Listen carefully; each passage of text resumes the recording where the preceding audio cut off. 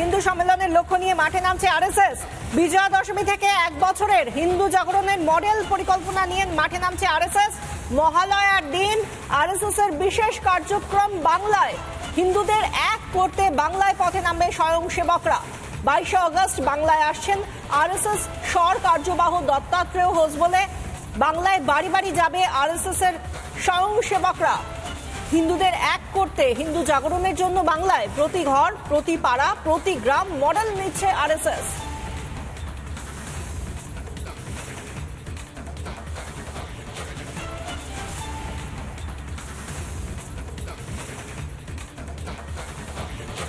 শক্তি বাড়াচ্ছে আরএসএস। এক বছরে শাখা বেড়েছে 583টা।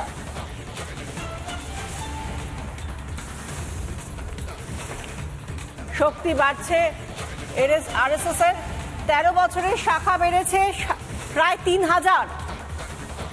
যেখানে বাংলায় তারা সংগঠন আরো বাড়ানোর চেষ্টা করছে, সেখানে বাড়ছে আরএসএস পরিচালিত স্কুলের সংখ্যাও। 2023 থেকে 2025 সালের মধ্যে নতুন 500 শাখা হয়েছে। এভাবেই নিজেদের শক্তি বাড়াচ্ছে আরএসএস। 2 বছরে অঞ্চল ভিত্তিক শাখার সংখ্যাও বৃদ্ধি পেয়েছে। উত্তর প্রান্ত শাখা 1034 থেকে 1153। উত্তর প্রান্তের শাখা এভাবেই তার সংখ্যা বেড়েছে। মধ্যপ্রান্ত 1320 থেকে 1823 শাখা বৃদ্ধি পেয়েছে। দক্ষিণ প্রান্ত শাখা ছিল 1206, সেখান থেকে 1564।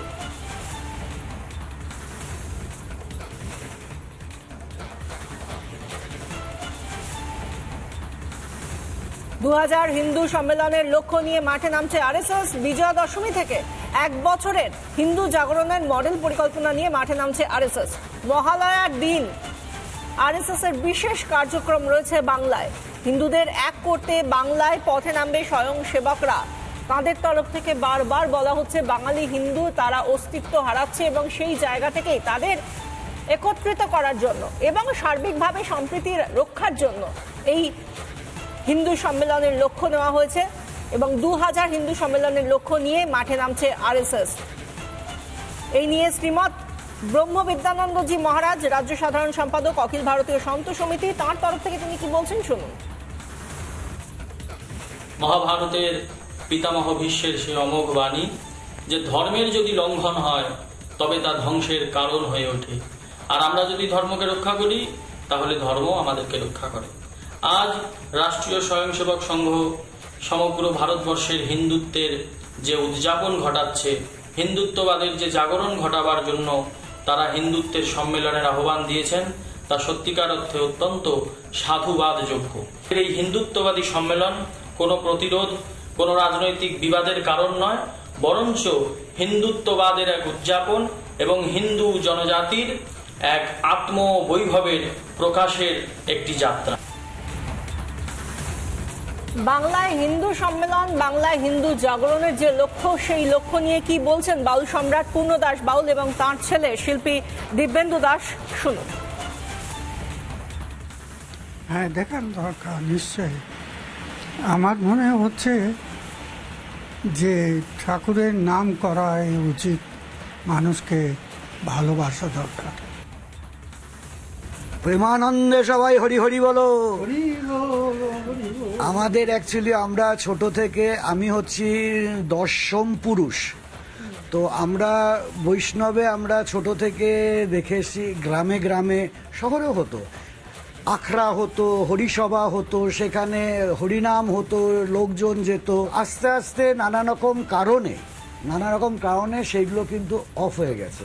তো যেই কারণে এখন এত অস্থিরতা, তো এই অস্থিরতাকে ফেরাতে গেলে আমাদেরকে আবার সেই হরিসভা, আখড়াতে প্রতিদিনে হরিনাম করা ভীষণ প্রয়োজন। শুধু এক বছর না, সারা জীবন যতদিন মানুষ বাঁচবে অন্তত হরিনাম করা, হরিনাম ছাড়া উপায় নেই। এ নিয়ে কি বলছেন বিজেপি নেতা এবং অভিনেতা রুদ্রনীল ঘোষ, শুনুন। গুরুকুল পদ্ধতি বা এই চর্চাগুলো না থাকার জন্য অন্য সমস্ত ধর্মের মানুষ তারা তাদের ধর্মীয় আচার আচরণ নিয়ম কানুন পালন যেভাবে করেছেন তার থেকে হিন্দুরা অনেকটাই বেশি বিস্তৃত হয়ে গেছে। ফলত ভুল তথ্য, মিথ্যে তথ্য নাগাড়ে কেউ না কেউ প্রচার করেছে। হিন্দু মানেই সংঘবদ্ধতা, হিন্দু মানেই একসঙ্গে থাকা, স্বধর্মে প্রীতি, অন্য ধর্মের সম্প্রীতি।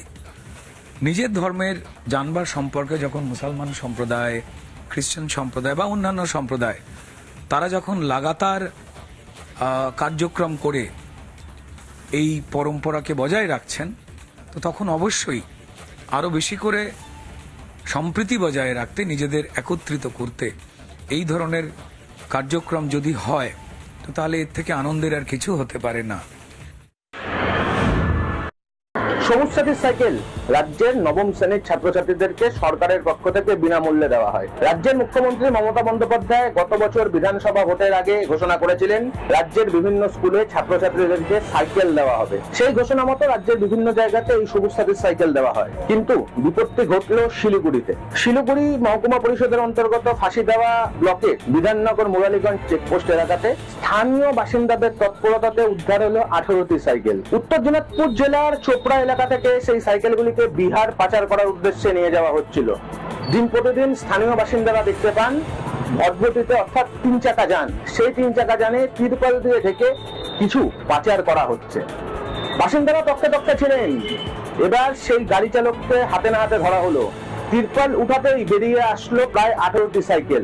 স্থানীয় বাসিন্দারা বলছেন দিন প্রতিদিন এইভাবেই এ রাজ্য থেকে বিহারে সাইকেল পাচার হচ্ছে। শিলিগুড়ি থেকে রণজিৎ ঘোষ, রিপাবলিক বাংলা।